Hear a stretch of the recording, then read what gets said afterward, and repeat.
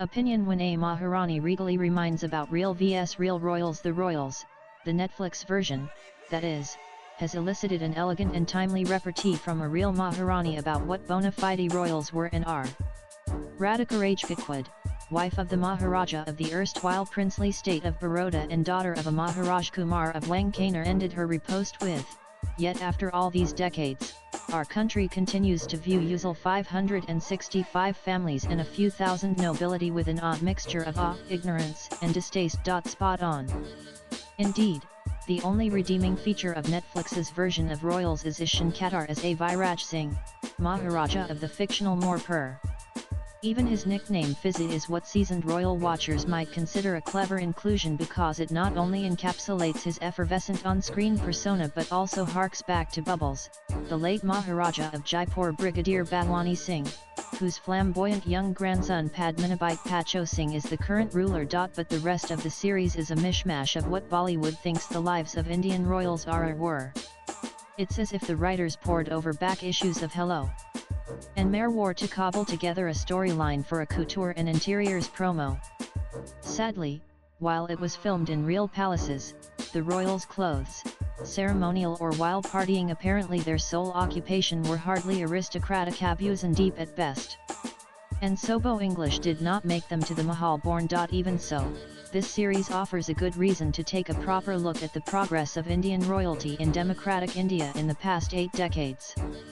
Cinema in socialist India immortalized the trope of wicked, licentious feudal rajas, talukdars, and zamindars living off the sweat and tears of their suffering praja subjects, taking advantage of poor women and spending lavish amounts on hunting, gambling, alcohol, and any other debauched habit that screenwriters could conjure up. Now, with being rich becoming cool again in post-socialist, liberalist India, feudal scions are shown in fast cars with arm candy or flaunting gowns and jewels, albeit more in society and fashion magazines rather than on the silver screen. One point that the Netflix series gets right but only superficially is that many an Indian royal family is on Skid Row, and live sham lives of grandeur. Unfortunately, the plot is too thin to present a credible picture of their existential dilemma. For the uninitiated, despite India no longer recognizing royal titles, they flourish in private and tourist circles, especially in the latter as they validate royal hospitality premium rates. Radhika Raj has painted a very saintly picture of our princely state's life under the British and then their accession to independent Bharat that Sardar Patel may have a few quibbles about, but overall she makes a valid point. They all work hard now, not rest on their, well, crown jewels. So, the life portrayed in the royals is not true to life, even if it isn't meant to be a documentary, but a rom-com about a playboy prince and a self-made hospitality industry diva.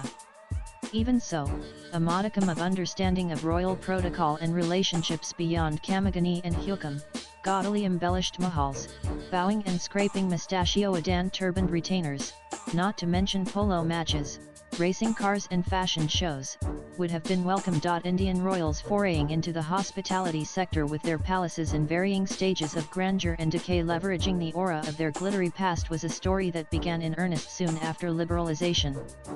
3 decades on, there is hardly a fort, palace, shikarga, haveli, villa, or even cottage with royal links that have not become hotels, some with the former feudal owners still in residence, but most with professional managements who adroitly heighten the royal experience. So the plot of the Royal Sa hospitality professional seeks to turn a princely pile into a hotel where commoners can have a taste of regal life in the midst of actual royals is hardly new or earth-shattering. Equally cliché copyright D is young Fizzy Morpur swanning around New York having affairs or modeling bare-chested in some sunny and sandy locale. While some may think they know who Khattar's A Viraj is based on, rich and reckless playboy princes simply don't exist anymore. Heirs to one pistol salute states like Morpur could not afford such layabout lives. Most scions of actual former princely states have pretty mundane day jobs now: tourism, marketing, politics, even if they do get to trot out the family regalia, swords and horse-drawn carriages for marriages and funerals. Very unlike a century ago when Indian rulers' real power was mostly vested in the hands of their official British residents and their excesses were the stuff of legend. From the late 19th century till 1947, the world's top couturiers, jewelers, vintners, and car makers beat a path to their palace doors to seek their custom. Though these rulers were cleverly called princes and only had HH or His Highness prefixed to their names rather than His Majesty, thereby keeping them below the British royal family and other European monarchies in the blue blood pecking order, Maharajas paid a king's ransom to procure the world's finest goods. Today, our derecognized royals are at best brand ambassadors for the world's top labels. They are not sitting in the front rows of international fashion shows as coveted customers, they are more likely to auction their baubles than bid for some at Christie's, and they are no longer the world's biggest buyers of premier cru wines and vintage champagnes.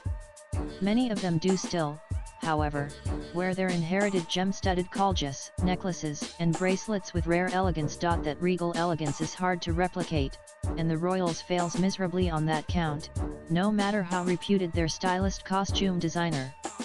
No Maharani worth her French chiffons and grated Basra pearls today would wear what the royals' widowed queen and queen mother do.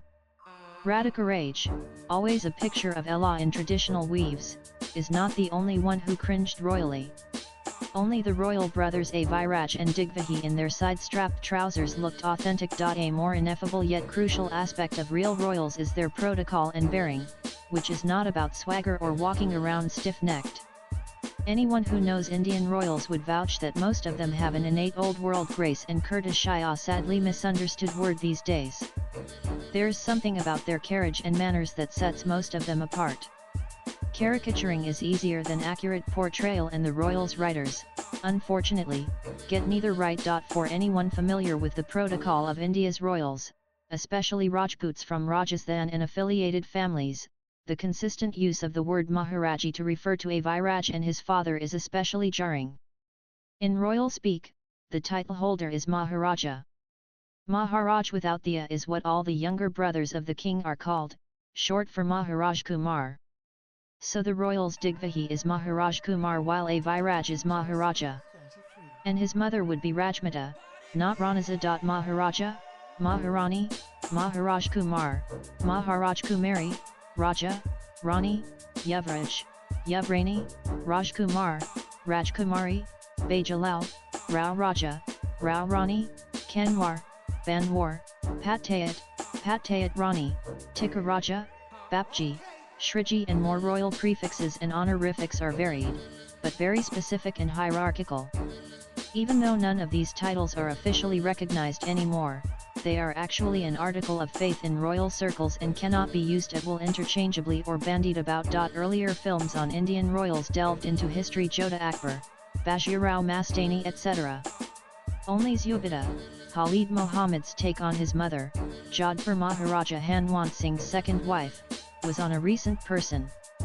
Manoj Bajpayee as Hanwant was more Hindi heartland than Rajputana, but Karishma Kapoor as a Gayatri Devi like Zubida and Raykar as the older first wife looked and sounded more authentic than Sakshi Tanwar and Zinat Aman as Aviraj's mother and grandma. Swipe left for next video. In Zubida's case, Khalid Muhammad's personal knowledge perhaps ensured a higher degree of authenticity, at least in the appearance and manner of the royal protagonists, even if the script deviated often from what really happened.